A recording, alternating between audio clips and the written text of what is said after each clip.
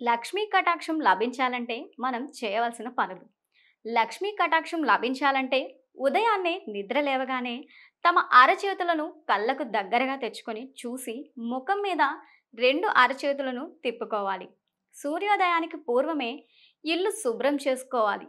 సంధ్యా సమయానికి ముందే ఇంటి ఇల్లాలు స్నానం చేసి ఇంట్లోని దేవీ దేవతలకు ధూపదీప హారతులు ఇవ్వాలి.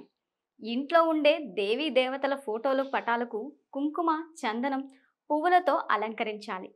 సంధ్యా సమయంలో ఇల్లు ఊడ్చకూడదు. ఇల్లు శుభ్రం చేసుకోకుండా ఉదయం అల్పాహారం తినకూడదు. ఎటువంటి పనికి బయటకు వెళ్ళవలసి వచ్చినా ఇంటిని శుభ్రపరచుకొని బయటకు వెళ్ళాలి. పరగడుపున ఎటువంటి కార్యార్థం కోసమైనా బయటకు వెళ్ళవలసి వస్తే ఒక స్పూన్ తియ్యని పెరుగుని నోట్లో వేసుకొని వెళ్ళాలి.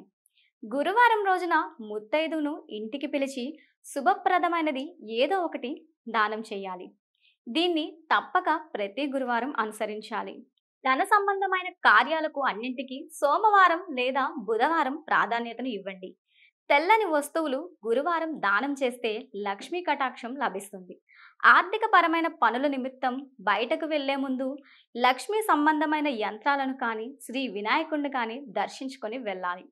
శ్రీ మహాలక్ష్మీదేవికి తులసి పత్రాన్ని, తులసి మంజరిని సమర్పించాలి. సాధన, పూజ, ప్రార్థన సమయంలో ముఖం తూర్పు వైపు లేదా పశ్చిమ వైపు ఉండేలా చూసుకోవాలి. ప్రతి శనివారం ఇంట్లోని చెత్తను శుభ్రపరచుకోవాలి. సాలెగూళ్ళు, మట్టి, చెత్త, విరిగిపోయిన వస్తువులు సర్దుకోవాలి. సింహద్వారం గడప దగ్గర చెప్పులు చిందరవందరగా పడేయకూడదు. గడప లక్ష్మీ స్వరూపం కనుక గడప తొక్కి ఇంట్లోకి రావడం, గడప మీద కాలు వేయడం, గడపకు అటు ఇటు చెరో కాలు వేసి నుంచుండడం వంటి పనులు చేయకూడదు. శుక్రవారం నాడు ఉదయాన్నే ఇంటి సింహద్వారం గడపకు పసుపు రాసి బొట్లు పెట్టాలి. అలాగే ఇంటి సింహద్వారం గడపకు తులసి కోటకు పసుపు రాసి బొట్లు పెడితే లక్ష్మి అనుగ్రహంతో పాటు ఇంట్లోని పిల్లల వృద్ధిలోకి వస్తారు.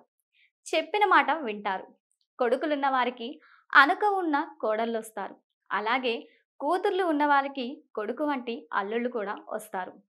పసుపు, కుంకుమ ఉన్న గడపలు లక్ష్మీదేవికి ఆహ్వానం పలుకుతాయి.